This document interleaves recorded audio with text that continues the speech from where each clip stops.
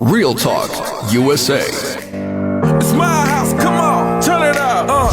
The hour where the U.S. mission to the African Union comes to you through Afro FM 105.3 to highlight the United States partnership in Africa. Current issues will be discussed. Guests will engage on a variety of topics, ranging from politics to jazz. Co-hosted by EUL Solomon of Afro FM and Chris Meade of USAU. The show will air every Thursday from 4 to 5 p.m. Feel free to participate by sending messages to the USAU social media sites www.usau.usmission.gov or www.facebook.com/USAU and follow USAU on twitter.com/USAU. Just relax. Welcome to my house. Real Talk USA. Welcome to my house. It's my house. Hello everyone, this is our weekly show Real Talk USA on 105.3 Afro FM, and it's me, EUL Solomon, with Chris Meade and Ms. Gawat Haddasa here in the studio. Hi EUL. Hi everyone. And we have a couple of guests today. We have Dr. Jordan Loehr and Mareshet Abat with us. We will let them introduce themselves and say a little bit about themselves. But before they do, I would like to say a little bit about what our show is about today. Last Tuesday, February 6th, is recognized internationally as the Day of Zero Tolerance for Female Genital Mutilation. Our guests today are here to talk to us a little bit about what that is and what it entails. I leave the floor to them. I am Dr. Jordan Loehr, a gynecologist. Thank you very much for having me on this show. It's a privilege to be here, privilege to be in Addis Ababa, and a privilege to be in Ethiopia in general. Again, I'm a gynecologist. I'm American trained. I'm currently a Fulbright scholar, which is an exchange program, and I'm working at the University of Gondar. I have experience primarily with female genital mutilation, not only in immigrant communities in the United States, specifically in Philadelphia, in women seeking asylum for their daughters in the United States, but also I spent time in Sudan working with a surgeon, Dr. Atif Fazari, a Sudanese, who spent his life becoming an expert in the surgical repair of the consequences of female genital mutilation. So thank you for having me here. Oh, thank you for this. Okay, thank you for this wonderful opportunity. My name is Mareshet Abat. I'm a lawyer and social worker, and I joined to a local non-governmental organization called Justice for All Prison Fellowship Ethiopia, and there I was a gender expert and typically involved in a project to end child marriage and FGM. That's where I've got a lot of knowledge about the practice of FGM in Ethiopia. Thank you very much, ladies. Let's start with actually defining FGM. I mean, there might be some listeners out there who don't know what it is, or they know what it is, but really don't know what it entails.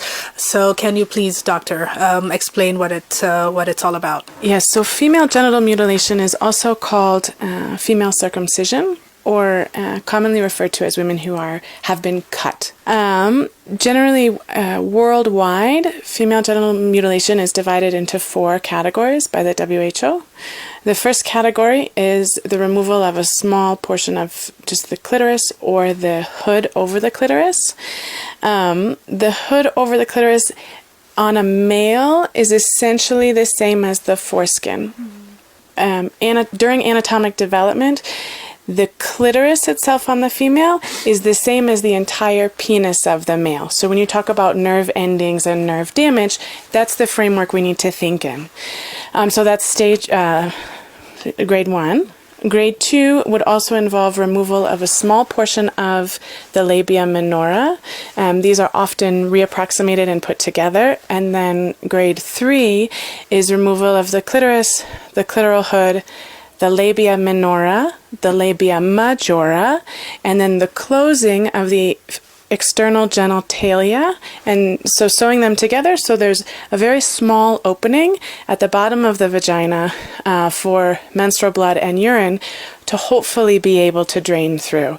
So in a male, that would be the equivalent of removing the foreskin, the penis, the scrotum, and really the surrounding skin area, and then resewing that together. So that's the equivalent there. And then there's grade 4, which is other, maybe a piercing or different non-voluntary activities that are done. Well, you've described something that's very different for men and women. I as a man, as an American man, I don't want to get too much personal detail, but I think that a lot of American men are circumcised. I understand a lot of African men are circumcised as well, but this is a very different practice from that, from the way you've described it.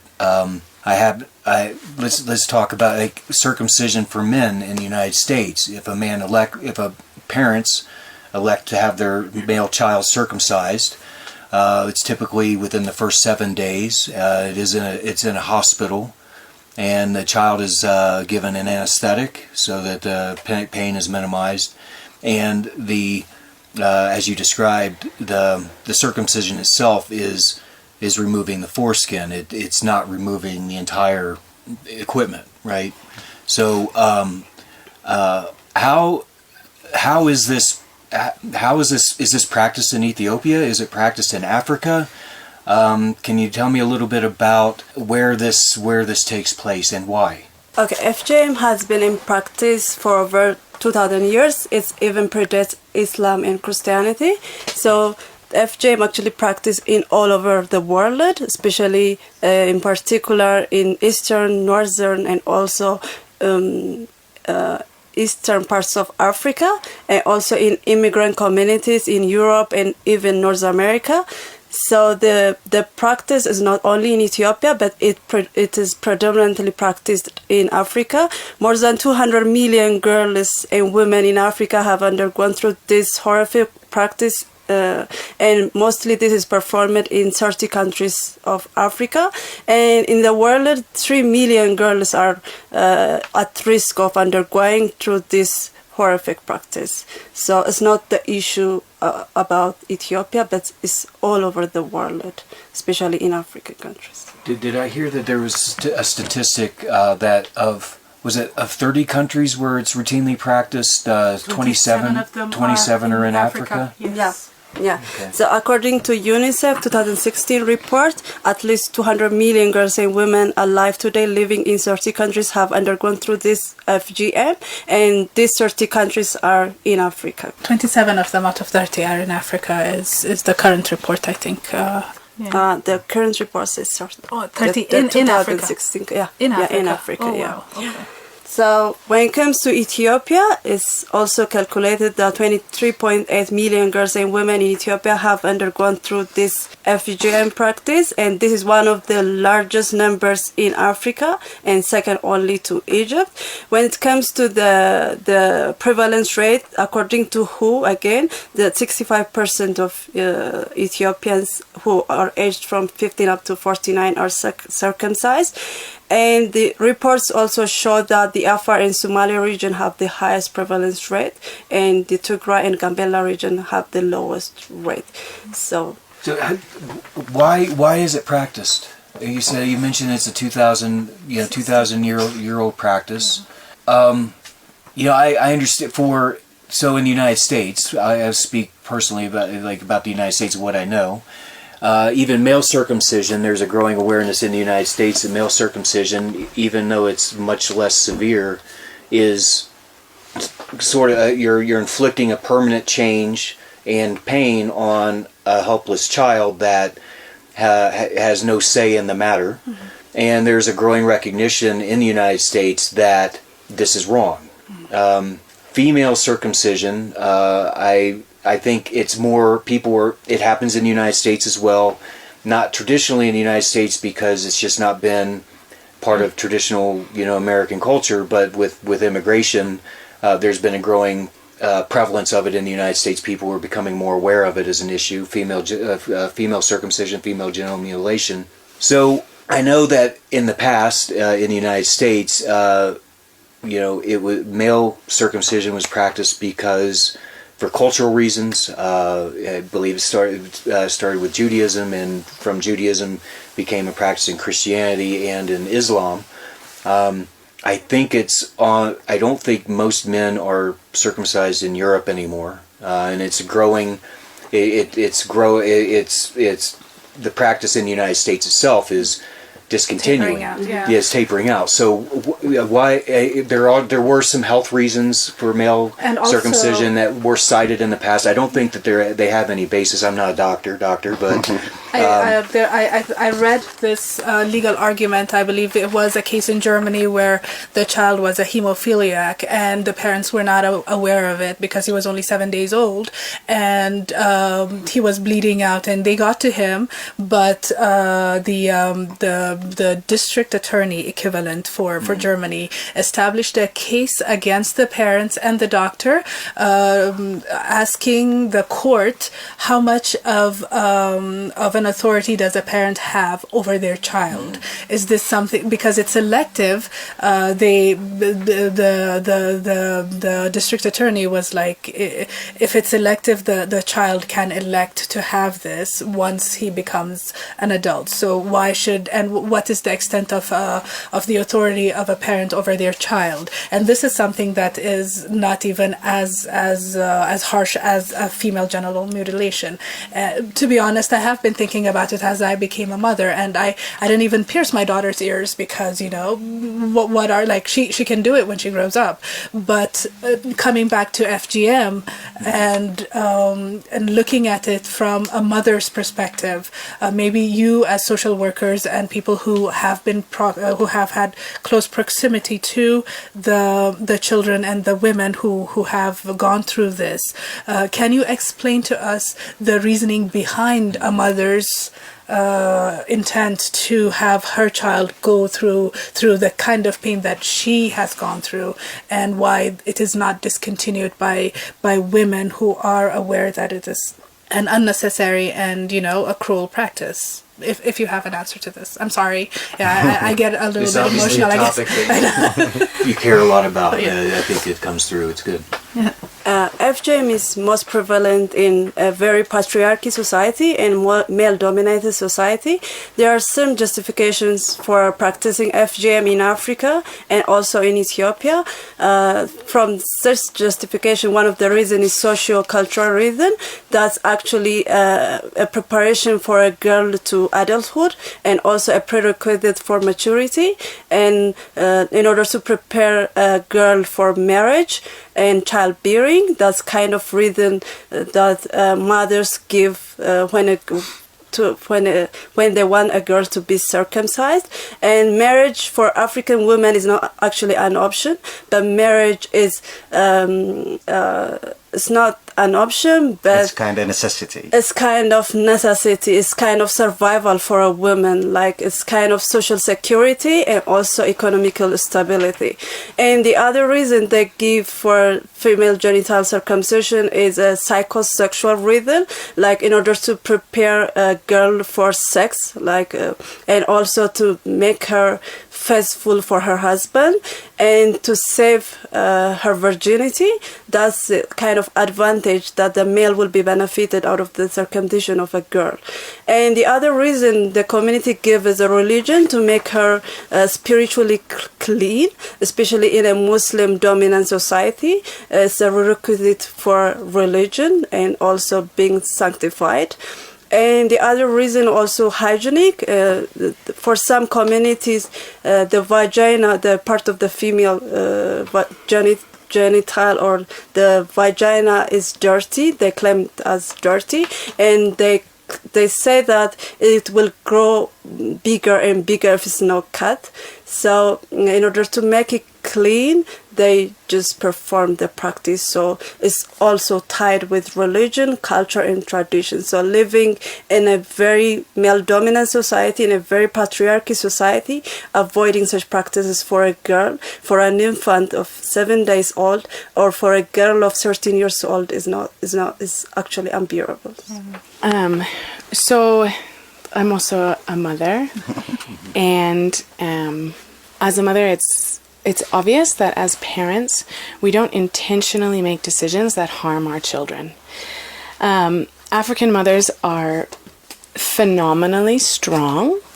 And here, like most things that they encounter, especially pastoralist women in a patriarchal society, they're forced to choose one difficult decision from another, right? You choose to circumcise your daughter, or FGM, have her undergo FGM, or you choose her to be unmarried, unmarriable, right? No economic security, no opportunities, who will care for her? And that's an incredibly difficult decision in the current environment.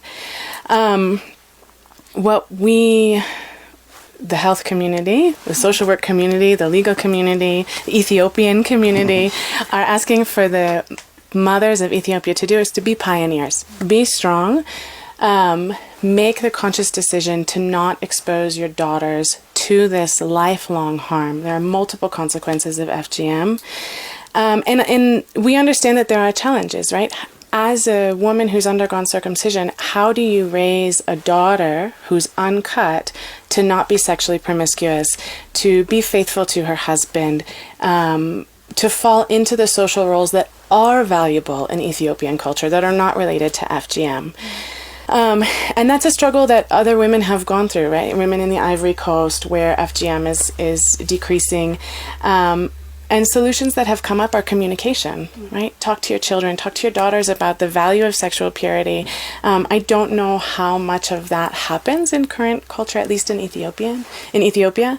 Another thing they've found out is that women who've undergone the trauma of FGM, raising daughters and talking about not circumcising them can be very healing and therapeutic to the women who underwent FGM.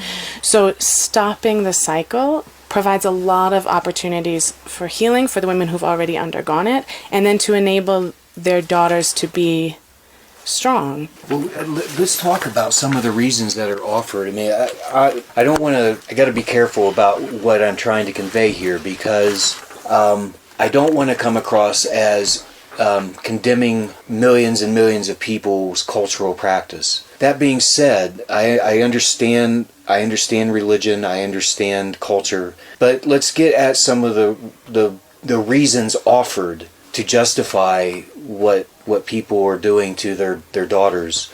Is there a connection between FGM and being more chaste, being more virginal? Are women promiscuous? Are women who aren't circumcised more promiscuous? Is there a connection between the two? If you know, yeah, you may not. Yeah, what I do know is that it's a significant trauma, right? And so women who undergo trauma to the genital area for any reason, rape, FGM, even, falling on something hard, then you associate that area with shame and pain. And those associations can be controlling. But so can education. I mean, there are alternative means of achieving the same goals that don't harm half the population. You mentioned in your earlier explanation about consequences, and can you elaborate more on that, please? Yeah. So generally the consequences of FGM are divided into more or less 5 categories. There are immediate consequences of the procedure. This can be bleeding, infection, urinary retention. So the urethra, where the urine comes from, is right next to the area of circumcision. And so after circumcision, which oftentimes is done without anesthesia, not because of malintent of the circumcisers, but because there aren't those resources available in the community.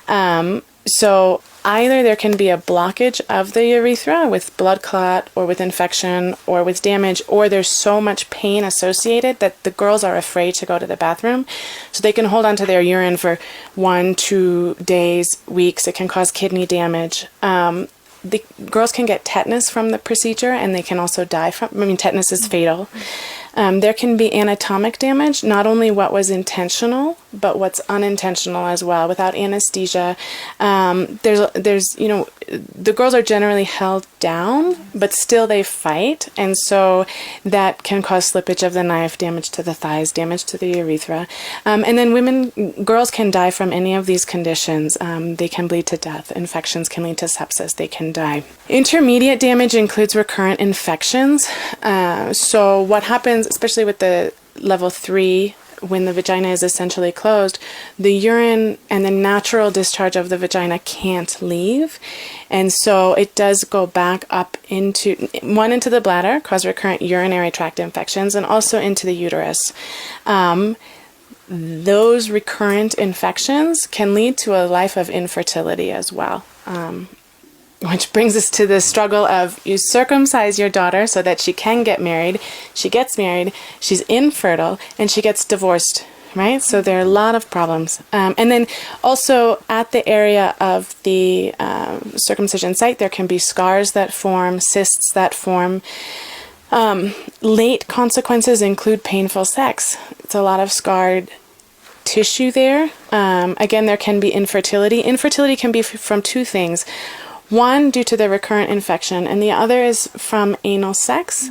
When the opening to the vagina is so small and there is not regular sexual education in the community, when a man and a woman engage in intercourse, they might think they're doing the culturally appropriate thing, but they're actually having anal sex, which can lead to infertility. And then there can be divorce due to painful sex and infertility as well. There are also obstetric complications when you go to have a child. Because of the scar formation and the history of psychological trauma, there can be obstructed labor, severe tears. It's essentially a remutilation again and again and again with every childbirth. And then obstetric fistula, which we all struggle with in Africa, really. And then there are continuous psychological damages, which we've talked about, and then the continuous consequence of anatomic damage. These things are not seen generally in the circumcision of men. It's a different... I don't remember.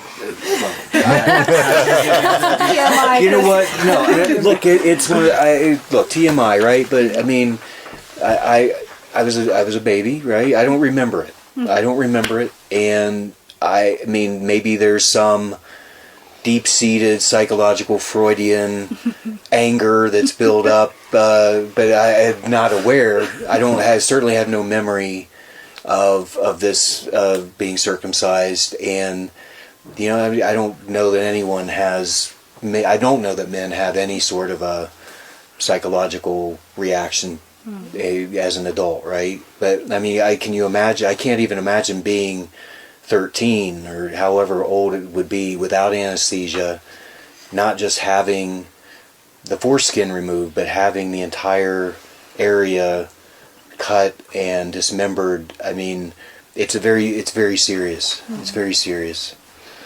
Yeah, as you've said earlier, the female genital mutilation has this kind of devastating impact on women and girls. Not just the individuals, but also socially. Yes. I mean, because let's talk about that. Yeah. Mez, what are you thinking about? No, you know, if ultimately you become infertile and then you get divorced, you know, it's like being damaged twice. I mean, you went through that trauma to at least have a social security, and then because of the trauma, you lose your social security, so you end up without any security. It's very. I mean, it's. Yeah, what I was about to say was, do the mothers who perform this female genital mutilation get informed? Do they know the impacts that they're causing on their children, and they still do it? Some of the women actually know the impact of the performing FGM because they have been through prolonged labor and other kind of issues related with FGM. But as I told you before, it's a matter of culture, tradition, and societal value. So even though they know that it causes harm in their own body and it causes harm on their girl's body, they don't want to omit the practice rather perpetuating it. So I have a question. Preparing for this show, I was reading through some articles and I came across a term called medicalization, and I was actually very surprised that out of all the procedures that are performed, 18% is actually performed by medical professionals, and they call this medicalization. Maybe, doctor, after all the scientific explanations you just gave us, I am sure almost all medical professionals are aware of the consequences of the procedure. And do you know if there are any arguments for the compatibility of the procedure with medical ethics? And and personally, what is your opinion on medicalization of FGM? So I'm going to take this to something that is more broad, Okay. right? And that's considered harm reduction. Okay, so as physicians, public health practitioners, you see people participating in a very harmful practice. For example, intravenous drug use, right? Within that practice, they share needles. They spread HIV, hepatitis C, hepatitis B. So as a medical professional or public health professional, you can argue if we can give them clean needles, that will reduce the spread of HIV, right? It won't help them with their drug problem, but at least they won't hurt each other more. So that concept of harm reduction is where you can get into this idea of the medicalization of FGM, right?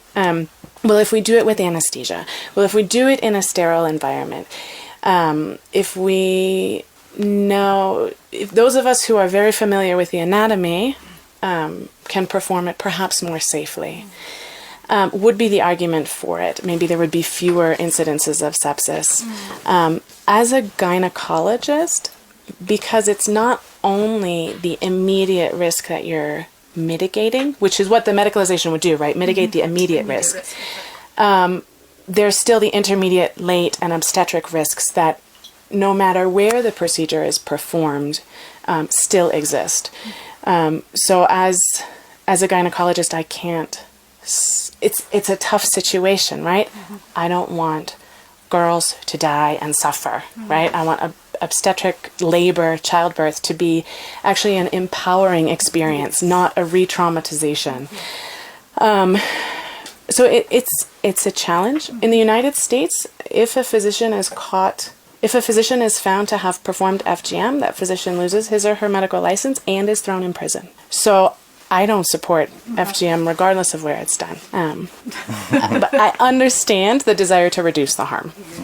But actually, FGM is not only a public health issue, but it actually violates the rights of women and girls. It's against her right to health, her right to bodily integrity, and also her right to education.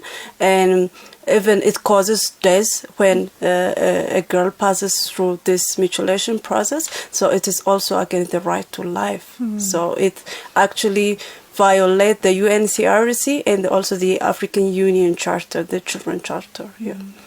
Does Ethiopia have a law?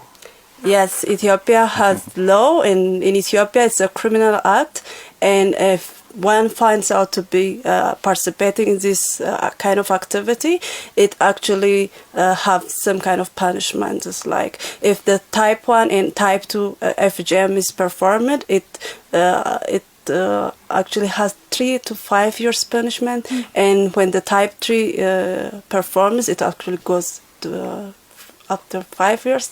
I'll get back to that. So let me see. Imprisonment. Yeah. You're talking about. Let me see this and all. How do you think the enforcement of the law is going on? Is the law being enforced? The whole problem that we got in Ethiopia, in Africa, is the law enforcement issue. Let's talk about it. I think it's more broad than just Ethiopia, isn't it? Let's talk about Africa generally. Because I would find it very difficult in a society that approves the mutilation. Someone would come forward and point fingers and say so and so is doing this, and so people would. I mean, the authorities may not have the information to pursue legal action against people who commit the act. I think partly that is the reason, but maybe there is more. Yeah, Yeah, you're right. Even in a community that this practice is actually perpetuated, even the law enforcing officials, the law executing, and also the law interpreting organs actually participate in this part of process because it's their culture, it's their tradition, so they don't actually consider it as a crime. So that's it.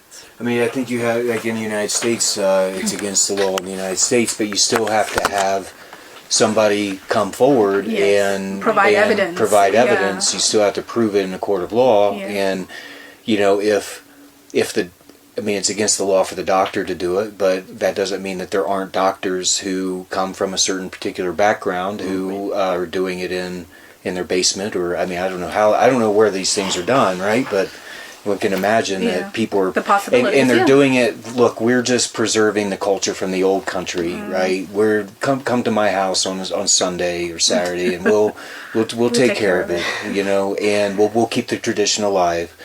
And it's completely illegal, but you'd have to have somebody come forward and say, I know that this happened. Well, how do you know that this happened? I know that this person does this. Well, how do you know that? So you get into, it gets into very difficult areas, right? Because you do have, it's individual rights, right? Human rights versus cultural practices, which some people argue that there are cultural rights, and to point fingers, to make a human rights claim against a cultural practice sounds, I mean, you can be accused of all kinds of things, being insensitive, being a chauvinist, being a racist, being, and for the person within the culture, right? Excommunication from your community can also happen, which would deter people from pointing fingers. How do you answer that? How do you answer those? I mean, why should I care, right? I'm from Ohio, right? I mean, why am I on? Why did we suggest this as a program, right? As a program topic? I tell you why I thought it was important, because I am a father with a little girl that for whatever reason I live abroad. It's TMI, but I don't see her as often as I want to or should. And the time when I'm with her, I just want her to be happy.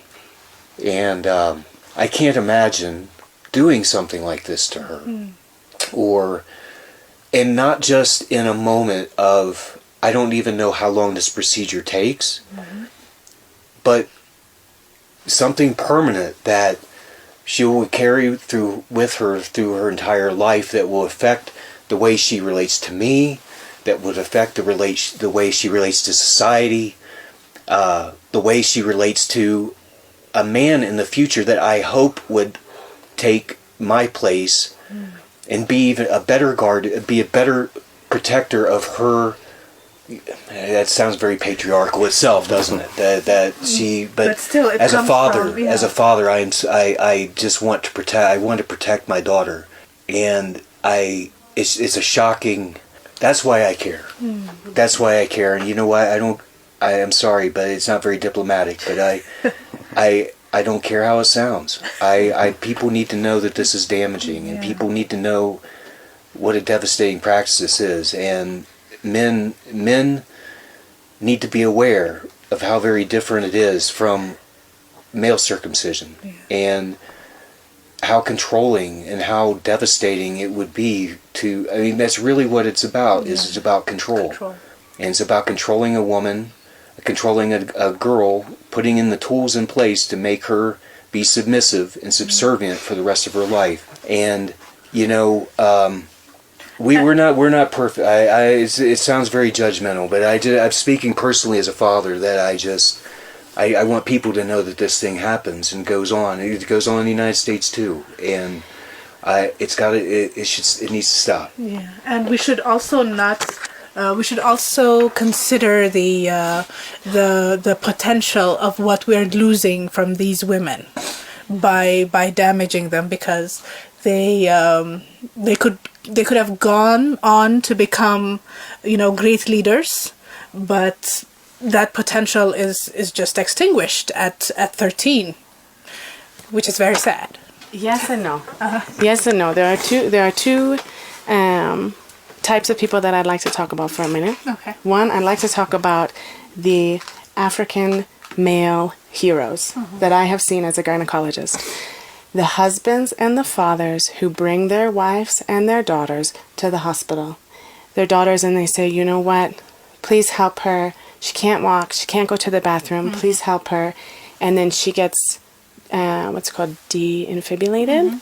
And then they don't allow it to happen again to her, right? So so this exists. There are African husbands who bring their wives and say, you know, I don't want to hurt her when I have sex with her for the first time. I don't want her to go through this re-traumatization. She is my wife. I love her. Please help her. So there are good men here, and I know you know that. I know you do. It's not. If I came across, if any of that speech came across as being as believing otherwise or suggesting otherwise, it was completely unintended. Right. Of course I know that. Right. Yeah. Right. And so that's what we're also asking for all involved, either directly involved or peripherally involved African men to be those heroes, right? Don't let it happen to your daughters in the first place. Respect your wives. Take care of your women. This is something that African men do and can do. The other people that I'd like to talk about are the African women who, you know, undergo this horrific experience and yet become doctors and become lawyers and become good mothers and are raising a nation. I mean, so much of Africa is children, right? And those are the strong fathers and the strong women who are doing this despite what has been done to them before. So although it is considered anatomic mutilation, I think that the spirit of these women is like, they're not mutilated women, right? They are more than their genitalia. Yeah. That's good to hear. Yeah, that's good. That is good to hear. Kind of emotional. Yes, we're all emotional right now. I believe that we need more the involvement of leaders, women leaders, that we need to educate the women who are in the rural area who are practicing this horrific thing. Because I personally have experienced this kind of culture, and I've seen women circumcised at the age of 13 with pregnancy, and even after pregnancy, while at times of laboring. So we're living in this kind of culture that promotes female genital mutilation and that actually relates female genital cutting with decency, with calmness, and with a being sweet girl, though it has severe consequences on her physical, psychological, and also within the human rights aspects. So we need more support on these issues to in this practice and to save the lives of thousands and millions of girls in Africa. And you know, I mean, one thing we haven't touched on, I mean, we did a little bit, but there's a book called Half the Sky that I read, and it's about how societies, at the end of the day, this is a lot of things. On the personal level, it's about causing pain to someone that you love, but on a societal level, it's about subjugation. And why is that important? Well, Africa has so much going for it, but if 50% of the population is kept subjugated and kept in line, and I'm doing the air quotes now, like if half the population, if half the sky is pushed and not allowed to help build society, you're damaging your future in so many ways. And so, I mean, that's sort of, it's not the main issue here. The issue is an issue in and of itself. But if you think about things in a bigger picture and about the subjugation, the pain that this causes, and I'm happy to hear that it's not a death sentence, right? I mean, just because somebody's had this happen to them, they go on to be successful people. successful people can be mothers as well. I'm aware that I'm not. It's a very complicated thing. I hope everyone who hears this understands what I'm getting at. I'm not pointing fingers. I'm not trying to be judgmental. I just think in the longer term society and longer term outlook for Africa improves dramatically if women are allowed to make their own decisions and to take part in society in the way that they choose to, but to set a child's path, to put obstacles in the way, and that's what on a cultural level this is doing, is you're putting obstacles, you're putting expectations, and those expectations of what that child is going to grow up to be are manifested physically in this practice.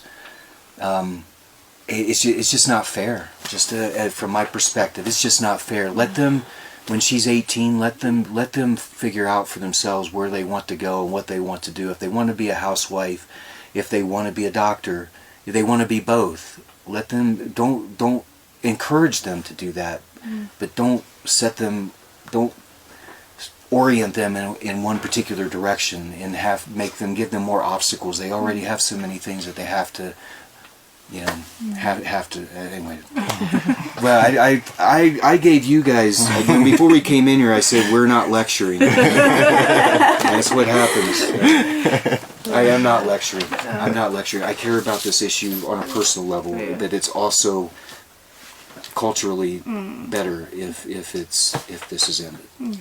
I mean, we're doing our part right now by discussing it, by talking about it, by putting it on air.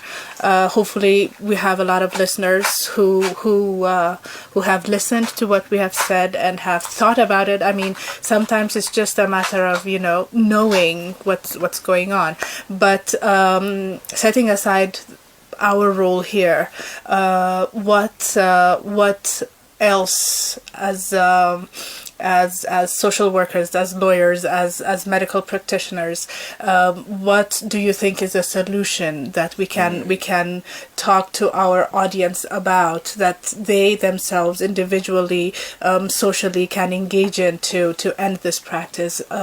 If you have suggestions of solutions. First, can I Yes. ask a first question Yes. before that?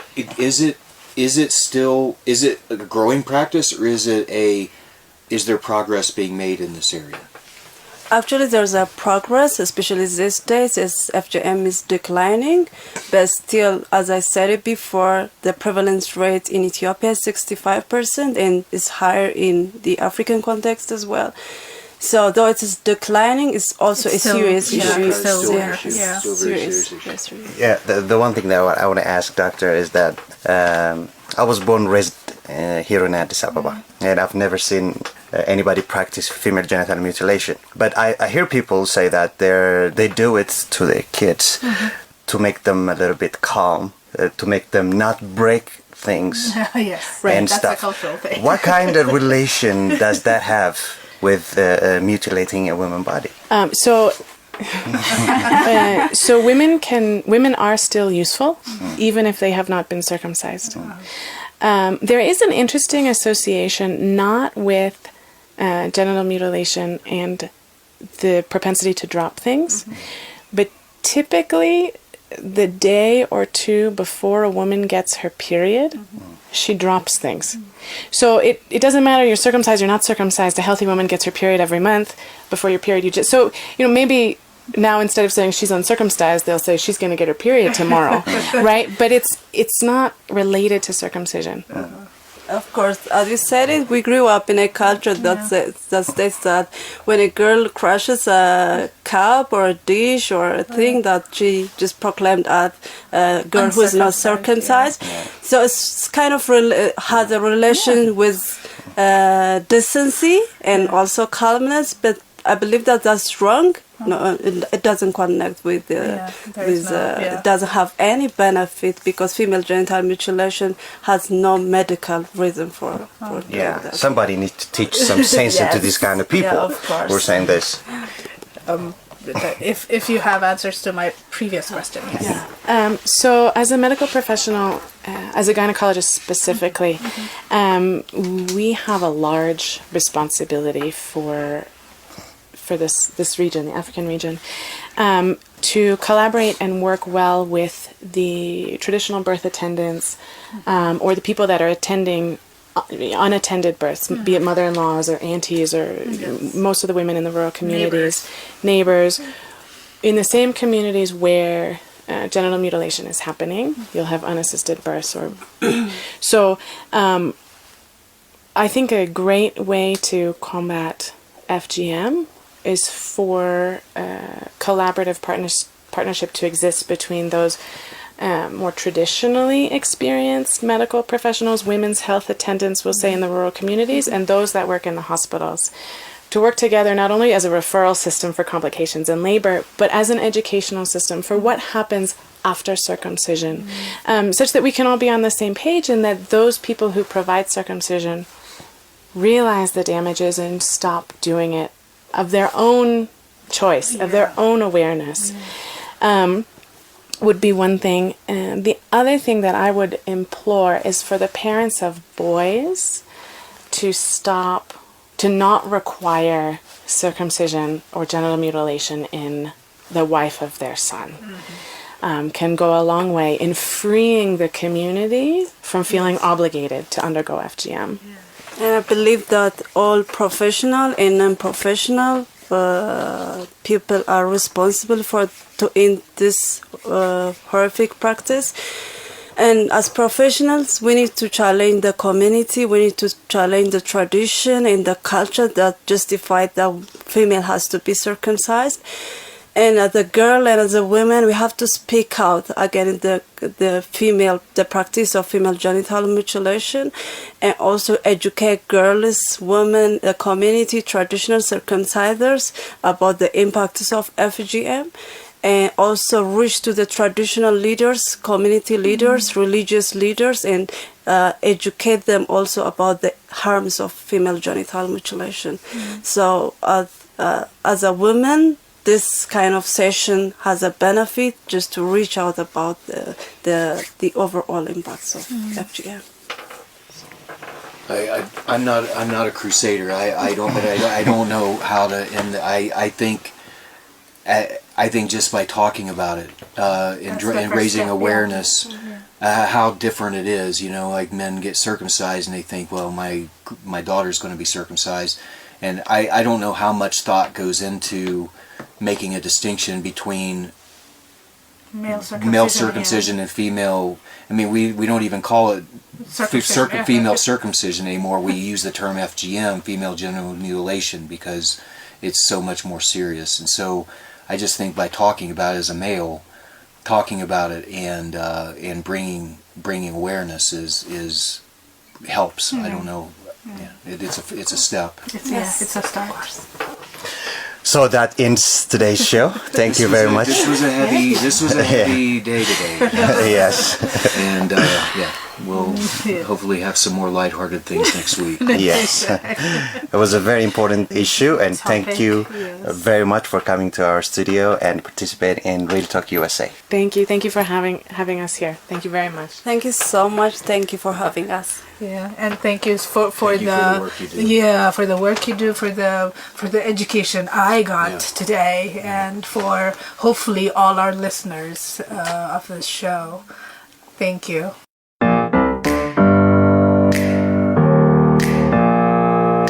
Real Talk USA. It's my house, come on, turn it up. The hour where the U.S. mission to the African Union comes to you through Afro FM 105.3 to highlight the United States partnership in Africa. Current issues will be discussed. Guests will engage on a variety of topics, ranging from politics to jazz. Co-hosted by EUL Solomon of Afro FM and Chris Mead of USAU. The show will air every Thursday from 4 to 5 p.m. Feel free to participate by sending messages to the USAU social media sites www.usau.usmission.gov or www.facebook.com/USAU and follow USAU on twitter.com/USAU. Just relax. Welcome to my house. Real Talk USA. Welcome to my house. It's my house.